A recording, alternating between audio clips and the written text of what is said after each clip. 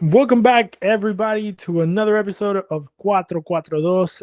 Once again, this is your boy Cristian, and today we are making our way around the world one more time. And today we're actually, let me just say a stupid joke, but we're talking to somebody in the future, kind of technically, right? So we're talking to Maxi, who happens to be like my second or third cousin, or however that relationship works. But we are related actually, and he lives in Australia. If I'm not mistaken, he was born in Australia, right? I was born in Argentina, raised Oh in. shit. Yeah. Nice. Okay, dope. So Maxi was actually born in Argentina, raised in Australia, and I wanted to get, Maxi on to talk about, the soccer culture. The soccer culture he grew up with in Australia, and then he actually made a trip to Argentina. So I'm actually curious to know about that. And then, finally, we're going to talk about the experience of becoming world champions in different time zones and different days and different, parts of the world. So, Maxi, how's it going, brother? How you been? Yeah, good. Thanks, brother. How are you? How's the family? Happy New Year's, Merry Christmas. Right. And since you're ahead, so it's Sunday here, Monday over there, and you told me you guys were still kind of like in the holidays season, right? Yeah, correct. Here we have a Christmas break, New Year break. So I have a couple of weeks off from work. I believe I go back on the 11th of January, which is Wednesday here, Tuesday for you guys over there. Right. Because we, as we all know, we are all backwards here in the United States. But let's get going, man. I wanna hear this childhood of yours, because it's kind of like similar to mine in a way, right? But we kind of like drifted into different continents. Coming from the same family, my parents came to the United States. Your family, I kind of lost them in the recording, so hopefully he's still there. But I'll keep talking, asking the question.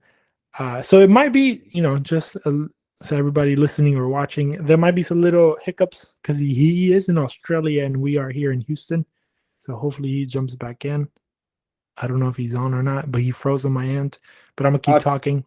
Oh, there you go. I heard you. yeah. You there? You hear me? Yeah, I hear you. Okay, Can you- perfect. Yeah, I can hear you, but you still frozen on my screen. But we'll keep going. Um, but yeah, man. I mean, if you're there, tell me a little bit about when did you get to Australia? How old were you? And a little bit about your childhood. And did you get to play soccer as a little kid? Did you get to play soccer as a little kid in Argentina? Because I got to till I was like 8. So I don't know how old you were when you made the trip to the land down under. And I don't even know if you're still there. Yeah, no, I'm here. I can hear you and I can see Okay, you. there you go. Perfect. Unfortunately, no, I didn't get to play soccer over there because I came here when I was only 6 months old. So my parents made the travel to Australia with my other side when I was very young, obviously. So I was born there, came here when I was 6 months old, and I lived pretty much my whole life in Australia, Melbourne, Australia. But yeah, I've always played soccer. I've always been interested in soccer. I live soccer as if I was still back at home. So yeah, and then I made the trip back when I was a bit older. Unfortunately, when the soccer season was off, but yeah, no, I live and breathe football as if I was back at home in Argentina. I started soccer here when I was about 6 or 7 years old, playing for a team called Maribyrnong, and till this day I still play football. So I'm actually a goalkeeper. I started off as a forward, as a striker, number 9. When I was younger, my idol was Gabriel Batistuta, as many kids probably was. And as I grew up, I slowly started moving back on the field and ended up in the goal. Nice. Similar to me. I think I stopped at center back because I couldn't keep any because I can't do anything with my hands. Oh, But yeah, yeah. But I did start as a number 9, just as you, and I ended up as a center back. So kind of similar lives there.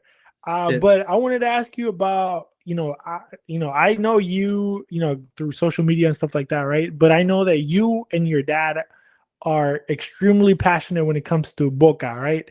And me, myself, and my dad, we're also passionate about Boca. But I want to tell me a little bit about your experiences or any like childhood memories that you may have with your dad. Watching soccer games, like me and my dad. we would make time during the weekdays for Copa Libertadores, because it was like 7 or 8 at night here when those games were on. I know you're in a different time zone, so I don't even know if you guys were able to watch them or what time it was. But tell me a little bit about some stories with your dad, some memories that you may have. Well, with my dad, I have a lot. So fortunately enough, me and my dad work together. We're both painters in the construction business. So here we were only able to start watching Copa Libertadores maybe 5-6 years ago, because that's when they started passing it on Foxtel here. But ever since I was young, we used to listen to the Argentinian radio every game, every Sunday, well, Monday here, listening to the Boca's local tournaments, listening to Copa Libertadores. Obviously, when we win, we're extremely happy. We give it to we have banter with everybody. And if we were to lose, obviously, you couldn't speak to us. It's pretty much we win, we're over the moon. But when we lost, don't mention it to us. Like, I remember watching the first game I was able to properly watch with my dad full 90 minutes was when Boca played Real Madrid's Galacticos in the Intercontinental Cup in Japan, where we won. And I remember that day like it was yesterday. We were watching it at home on SBS here. It was, it would have been about 6 a.m. And after the game, we were just hugging, crying. And ever since that way, I was always brought up, it's only Argentina and Boca and Argentina. So, like I said before, man, live and breathe it. Every memory I have of my dad, we try to meet up on Monday when we're not working, because we have every second Monday off. We'll watch the game in our houses. We'll call each other, analyze the game, or I'll go to his house and watch it. When I was living there, we'd watch it every time. Mom wasn't allowed to speak. My sisters weren't allowed to talk. 20 minutes. It was just Boca, don't come into the room. Chanting at the TV, flags everywhere, tops everywhere. So it was just like we were in the stadium all the time. And I gotta always say, I thank my father for making me a Boca Juniors fan, because without them, I wouldn't know what happiness is, to be honest. That's crazy. That's crazy, because we over here with my dad, we're kind of like the same way. So it's cool to know that at the same time, somewhere else in the world, it's kind of happening the same way. But man, that's cool. It's cool that you have that memory with your dad, winning that Copa Intercontinental. Because I remember watching it with my dad. So it's cool that it's like we're kind of like crossing memories in a way. So it's pretty dope to hear that. So tell me a little bit about Sunday League. I know you said you're a goalkeeper. I know that maybe Sunday leagues are not known to be like glorious, great leagues, or at least here in the United States. It's kind of like, but at the same time, even though they're not like great, but it's at the same time it's fun.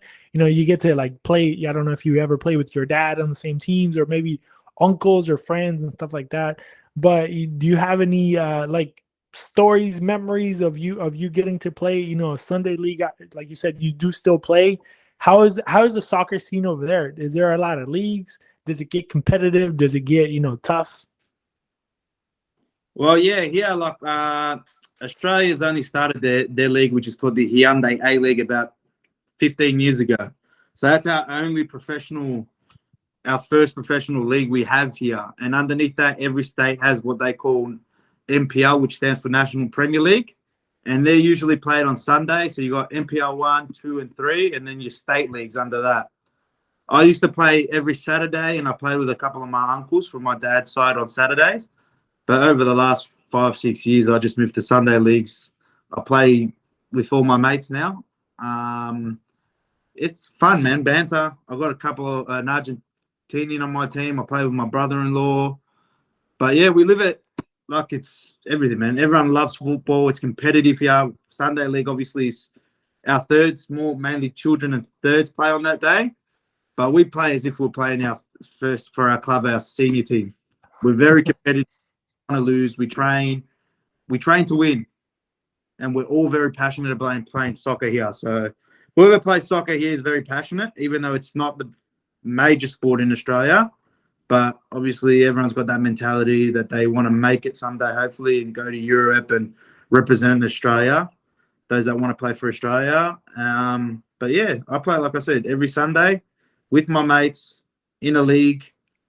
Thankfully, out of the last 3, we were able to win 2, and we play in the top division now for Sundays. And unfortunately, last year we lost the final. But yeah, man, it just goes to show how passionate and competitive we are here. Hey, that's dope. Obviously, we want to make it the #1 sport in Australia. So what are the other sports that currently have that spot? Like here we have, American football, baseball, and basketball. I guess you can say those are the top 3, and then soccer kind of right behind it. Kind of slowly scaling their way up. But what do you guys have over there? So #1 sport here is Australian football. So that's the one with the round field, the oval field, with the egg-shaped type of ball that they play. It's very similar to gridiron, but a bit different. So they don't wear helmets or padding here. It's the #1 sport here, followed probably by cricket and rugby, and also tennis is big here. So the soccer's there too. And slowly, obviously, with Australia participating in 2006 and the last World Cup doing as well as they did, it's slowly jumping the ranks there. So hopefully one day Australia will be able to be a competitive team in the World Cups. And obviously after the Asia Cup that we won here, it's even grown even more. And a lot more kids nowadays are preferring to play soccer over footy here, as we call it, the Australian football.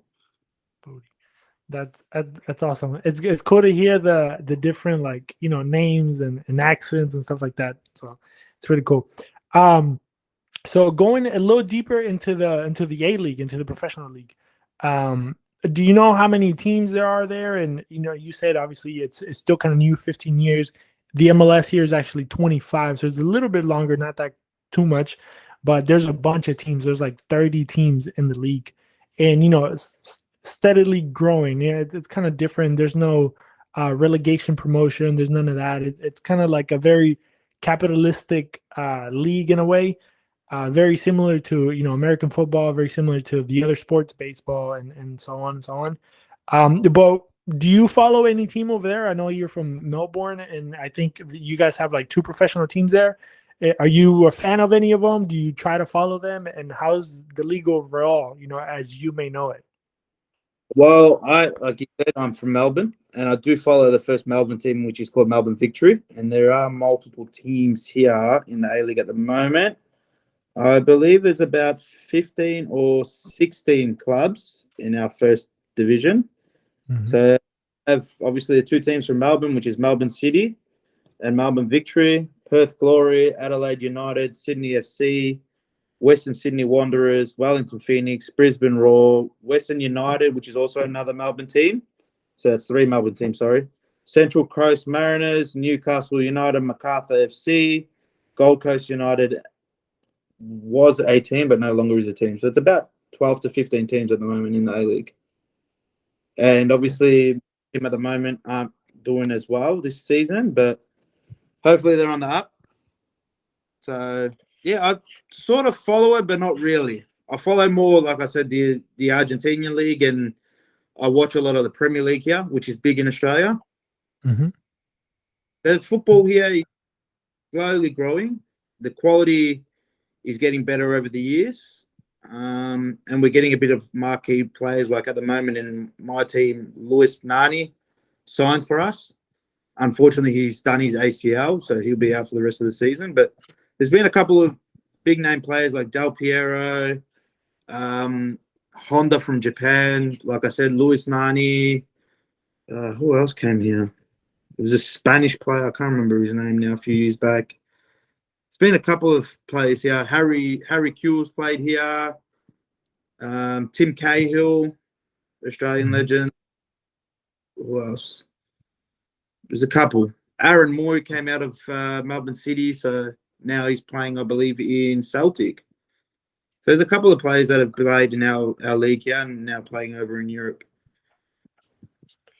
And going into just a quick question about the Premier League. Do you follow any teams, or you guys just kind of watch overall, the Premier League, maybe the Champions League or stuff like that? Or do you have like a team that you kind of try to keep up with? Look, man, when I was younger, I was a bit of a Man U fan when Tevez was there, and then obviously I crossed towns to Man City. So I'd probably say Man City is the team I mostly watch. But I like all the underdogs. Like I've really lately started to watch a lot of Aston Villa, Brighton. Hey, I'll keep in touch with Man City. I try to watch as much games as possible, but mainly I follow more the Argentinian players than an actual team in England. But if I would have to say a team, it would probably be Man City. gotcha. Yeah, I mean, Man City. Yeah, I mean, honestly, is a joy to watch. So it's, I don't blame you. So me myself personally, I started following Aston Villa maybe like 2 years ago.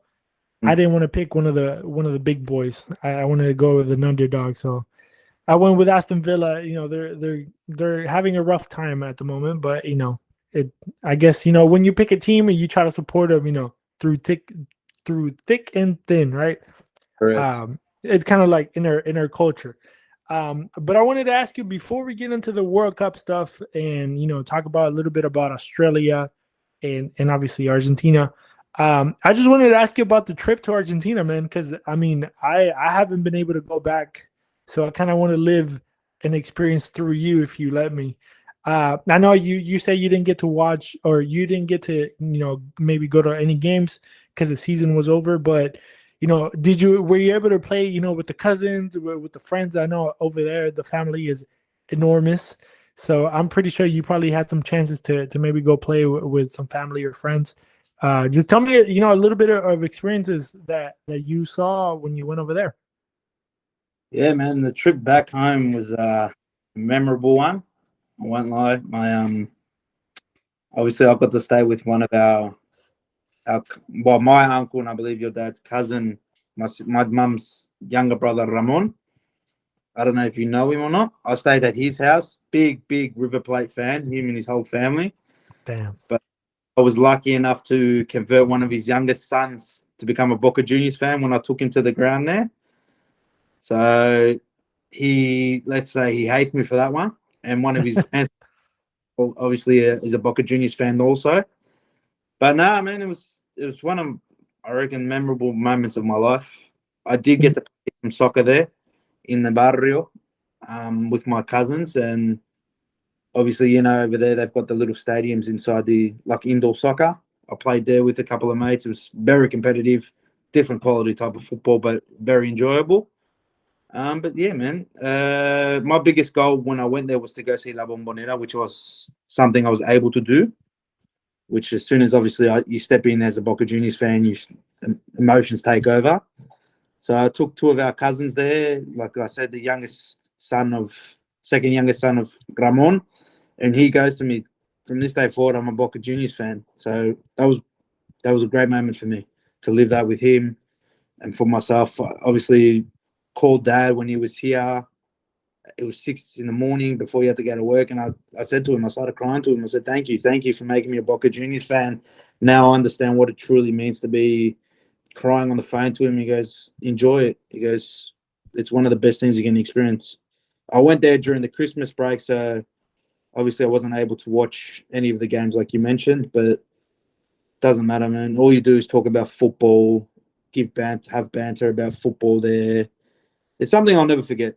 And obviously the lifestyle is completely different to what is in the US and Australia. But the way I see it is something they're always grateful for what they have, and they live life to the fullest no matter what situation they live in. And here, I don't know what it's like in the US. Here, you just wake up, go to work, come home, spend time with the family, and it's a repeat every day. Where something I wish we had was you live life. You know, you can walk down the street and everybody knows you. You know everybody. Everyone treats you like you're one of their own. You know, you get along with everybody, and everything's about football there. Doesn't matter if you don't know them. I met a couple of people from the neighborhood that were River Plate fans, and you just give them banter, and they take it and they give it back, and it's just lovely, man. It's one of my greatest moments in my life, and I wish to go there one day, hopefully with my wife and with my parents, if not with my dad, and go watch a Boca game together. Something that I have on my bucket list. Damn, you almost made me cry. But no, that's awesome, bro. That's It makes me happy to know that that you were there and you were happy, bro. But before I start crying here on the podcast, just out of happiness, let's go ahead and move on to the World Cup, man. I mean, obviously, I cried there, so there's no secrets there. And I don't know if you did, but I'm pretty sure you did. Just for the little that I've talked to you, you sound like a crier, like me.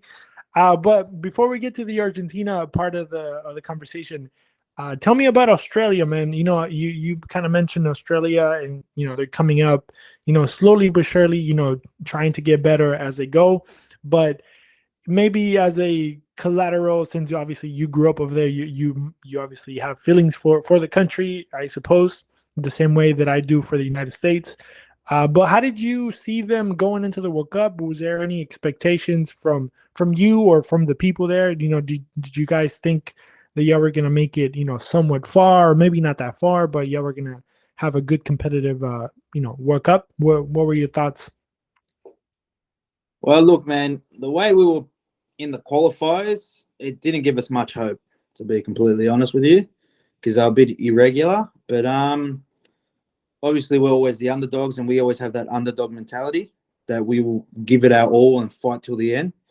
And I've honestly, yes, I support Australia, obviously, because it's the country I was brought up in, the country I live in. It's my home.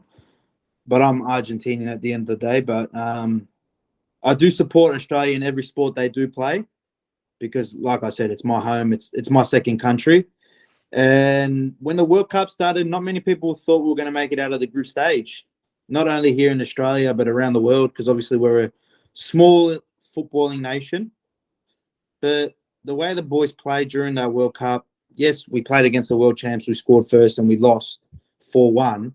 But then when they played, I believe it was Denmark and Tunisia, and they won both games, mate, the people here were ecstatic. The way they celebrated here in Federation Square, which is in the city, was absolutely nuts. Flares going off, partying to early times in the morning, because the games are early here, 2 or 6 o'clock in the morning.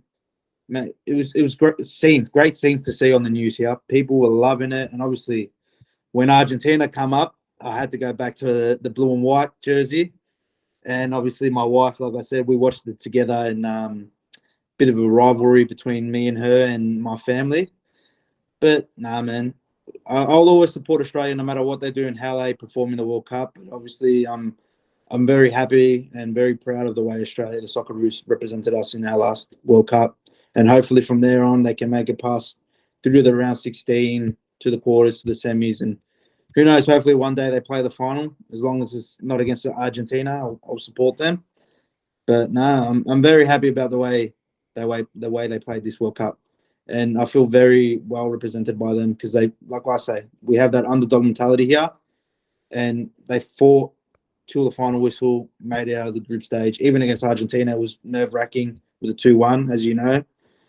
But yeah, sad. I was happy and sad on one side, but go the Socceroos, I say. Yeah, man.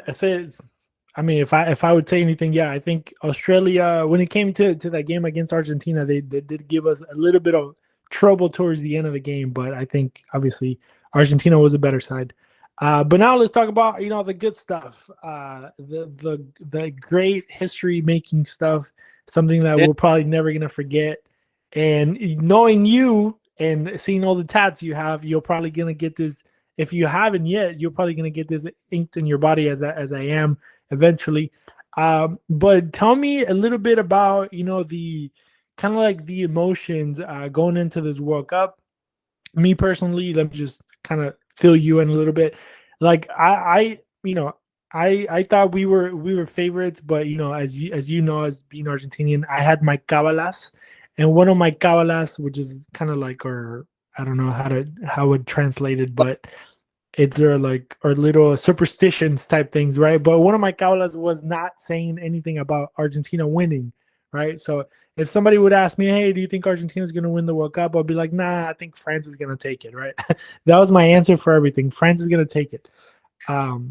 And so that was my Kawala going in. And obviously, with the loss against Saudi Arabia, I was a little bit, put off, but I was like, nah, I think we're going to bounce back. And we had a heck of a run afterwards, right?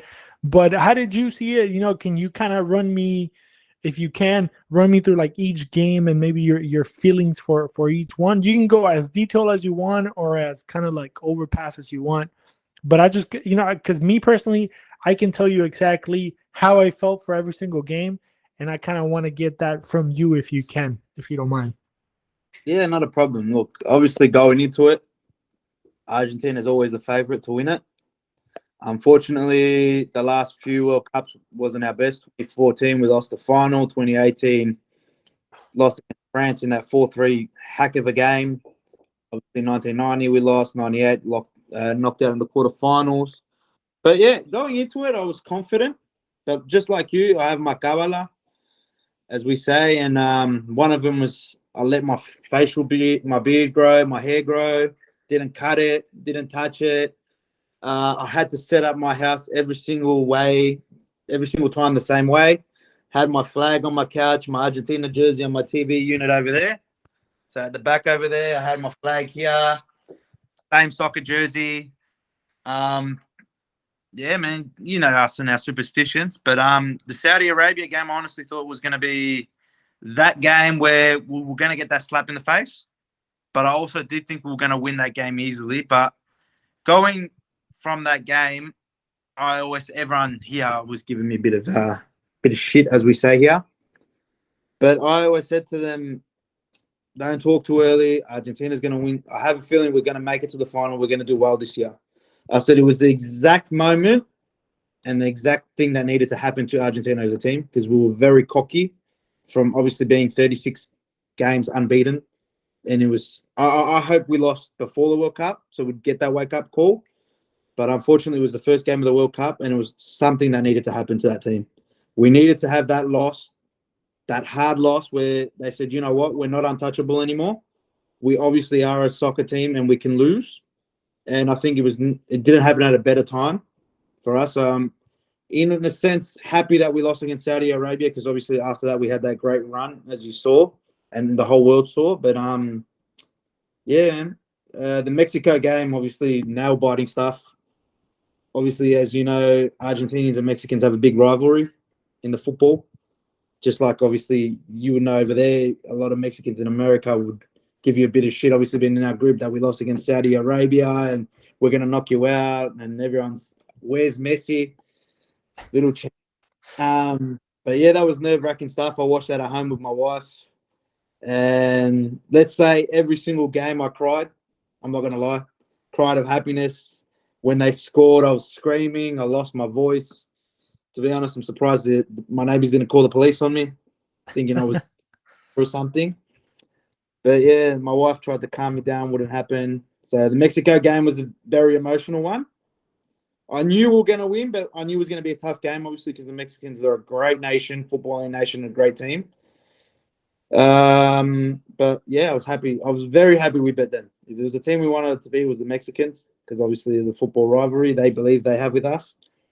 But as you know, Argentinians, we say they're not our rivals, but they like to believe they are. Our biggest rivals are Brazil, Uruguay, and that's pretty much as far as it goes for us. But going on to the Poland game, I got a couple of Polish mates here. They always said Argentina was going to win. I thought we were going to win easily. I didn't see much out of Poland as this World Cup as I did in previous ones. So I knew Argentina would have made it out of the group stage, obviously being the team that they are, the players they have. But yeah, it was very emotional, that group stage for me. I don't know about you. What did you think of that group stage? Yeah. I mean, same way, literally, a roller coaster of all the emotions, from losing, same concept as Saudi Arabia. It's kind of like a wake up call. It's like you're not, super powerful. You're not this unbeatable team. And it was weird. It was weird because you were like, wait, Saudi Arabia? Like, one of those things. But I didn't lose my confidence, honestly. I think if we would have been in another moment in my life, I think it would have been different. But this time around, I felt something, and I don't know what it was, but I just felt something that we were just gonna bounce back, and being caballeros, with all these like superstitions, like last time this happened, Argentina won the World Cup. 86, Canada went to the World Cup. Argentina, Well, similar. they won. Last time Argentina lost their, or Spain lost their first game in 2010, and then they ended up winning the World Cup. And all these little random facts that people brought up, and I was like, bro, this is giving me too much hope, and I'm afraid to like believe in it, and Yeah. then just kind of be let down. But deep inside my heart, I believed in it, and I was like, "Oh, we're gonna do this. We're gonna do this." And then on the outside, I'll be like, "No, France is gonna win it all." Yeah, So obviously Argentina winning. I kept saying "Anula Mufa" as we do. So yes, Anula Mufa to everything, even on social media. Anula Mufa, Anula Mufa. But yeah, no, I felt the exact same, brother. There's just something about this team that I feel like there's that connection again with the people, that the team that plays for the jersey, and that's yeah, what we want. We want those players that represent us worldwide, and when they put on their jersey, they feel it like we do. Like those that can't play for the national team, they represent us in a way that we feel proud of. So that's what I got with this team, and I don't know. Like I said, everyone's going to say this is Messi's last World Cup. He's not going to do anything. I said, mate, it's Messi. Him and Ronaldo are on a whole different level, and being Messi's last World Cup, I just knew it was just written in the stars in my mind that Messi was going to lift this World Cup, and thankfully he was able to. So that's something I'm very happy about. That he, not only as an Argentinian, but just him as what he's given to football, he was able to conquer that and complete football in a way. But yeah, but obviously moving on to the Australia game, that was a bittersweet moment for me. Obviously, both my countries playing there, but obviously I support Argentina. We won. I was happy, but not to the fullest, as I was also sad for Australia, obviously being my home. But great game. Two squads that gave it their all. Obviously, we won, made it to the next round, to the quarterfinals, and played Netherlands, which was, don't even get me started on that game and the emotions I felt in it. From being 2-0 up, obviously Netherlands is always a tough team, and then the last couple of minutes for them to equalise 2-2. Like I was watching again with my wife, I watched this World Cup, and she said to me, "Oh, you're 2-0 up, it's fine, you won it." I said, "It's the worst result in football, 2-0. She goes, "What do you mean? yes, Turn it around anytime, and next thing you know, bang, bang, 2 goals." I was just sat on my couch in shock, like, what happened? Like, just you open your mouth, and it just turned. Like, at the end of the day, it is what it is, man. It was nerve-wracking, and obviously penalties is a thing of luck in my eyes, but obviously I was behind my couch, creeping down, watching it, and just screaming at my TV every time we scored. And obviously Dibu Martinez's great saves, and he's just an absolute beast of a keeper. So that was my first sense of a heart attack I was having this World Cup. right, But great game. Emotional roller coaster for me personally. I can't watch football and sit still. Croatia was a bit of a shock to me. I thought it would have been a tighter game, to be honest, considering the last World Cup where we got beaten by 3-0. I thought it would have been a bit tighter, but I think Argentina were just the better team all round. From starting from the back line, deep keeper, defense, to the midfield, to up forward, we were just playing better football. Croatia wasn't on their day.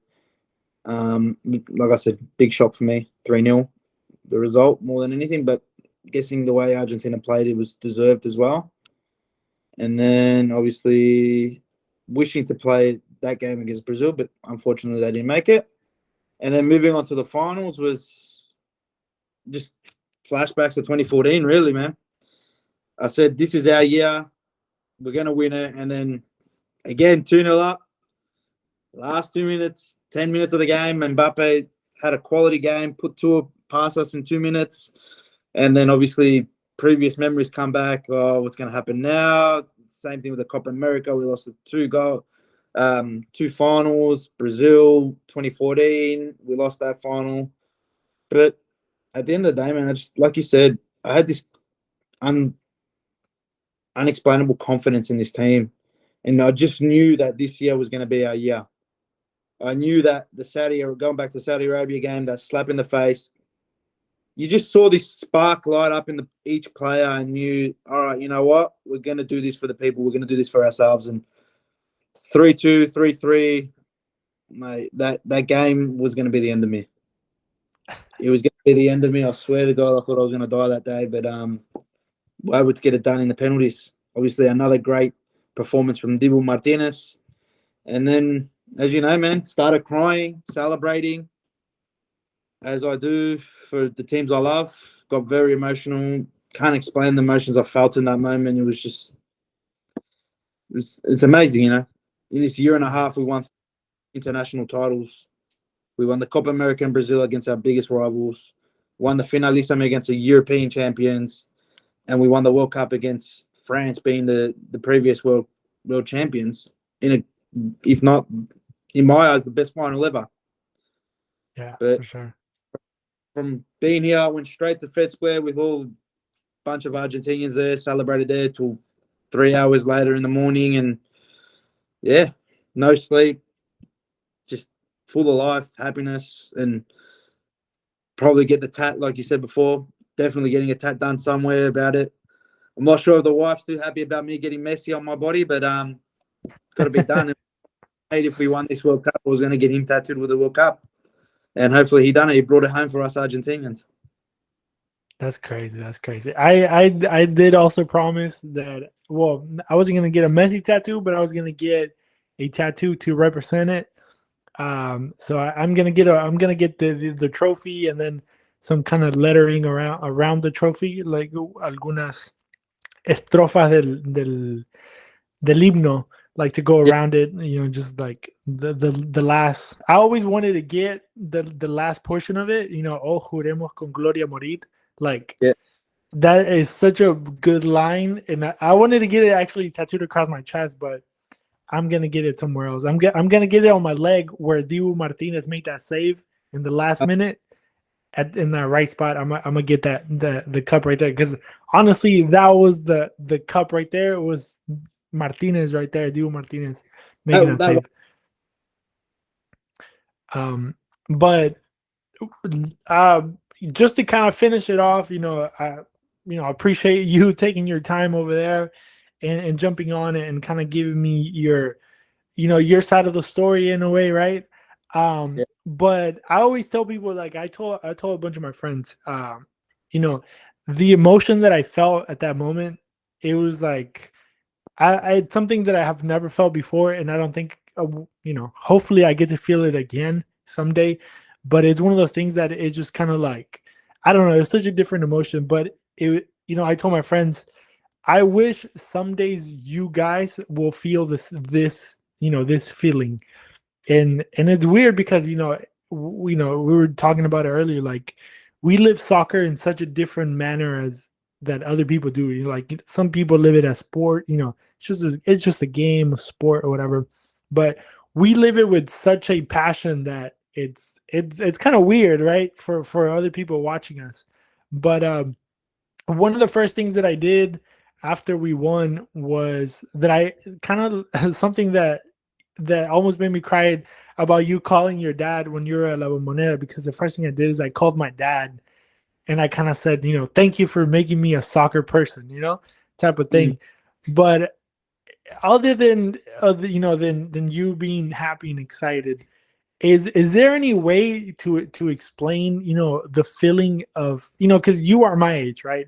We're both in that 31-year age, and we have never seen Argentina win anything other than Copa America. But honestly, Copa America, it was important for me, but it didn't feel the void of being world champions, right? Like I watched it here with my dad. We celebrated, we hugged like never before. It was literally the first trophy I was able to watch Argentina win in my life, period. But this World Cup, it was like, astronomical, completely different, completely way and beyond anything that I could have ever imagined. I forgot what my question was, but it's kind of like what, if you could describe it for people, if you could put it in any type of way, how would you describe the feeling of being a world champion? Oh, you got me there. I actually words to describe it, to be honest. But if you would have to put something, it'd be, in my eyes, for me, it's life changing because of the way I live football, soccer. It's absolutely life changing. Like you said, we were unfortunately, I never saw Argentina be world champions. My dad saw all three, and I believe your dad probably saw all three. So they know what it's like to be world champions. For us, that can I say, that don that's passed down from our parents, and we live it like they do. For us to experience, or for me personally to experience Argentina winning the World Cup, it was life changing. It was something absolutely unexplainable. Let's put it that way. But it's just pure happiness. Like till today, I'm watching YouTube clips of Argentina, and I still get emotional. I see different people recording and how people celebrate back home, and it just makes me emotional just seeing it all again. And I watched the game probably twice already after the World Cup is over. I still cry like a baby, you know what I mean? So it's just unexplainable, man. It's unexplainable to know that we're finally able to live that passion and that lovely moment of being world champions and seeing the greatest player of all time lift the trophy that is so wanted so badly. And for it also brings back all the memories, like I said, with my dad and my family, that we live and breathe football. And you think of all that when you were younger. You would sing the songs, put on your jerseys every week or every time we played. And yeah, it's just unbelievable, man. Unbelievable, brother. So hopefully the next World Cup we do well and we can win it again. But like you said, the Copa America was a great thing, but this World Cup is something different. It's just completely on a whole different level. It's just out of this world. And thank God I was born Argentinian. Not everyone has that luck.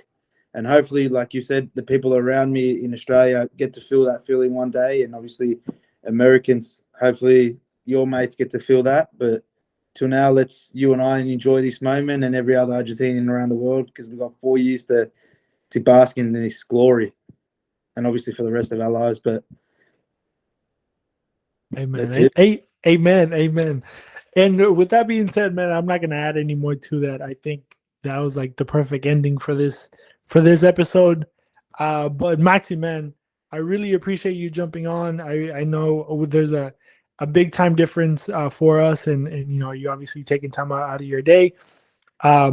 But if you want to let the people know, man, people listening, here in the United States, over there in Australia, where if you want to be found on social media, where can they find you, man, and follow you? Well, man, I pretty much just use Instagram. It's at Maximiliano_Santa_Maria, I believe.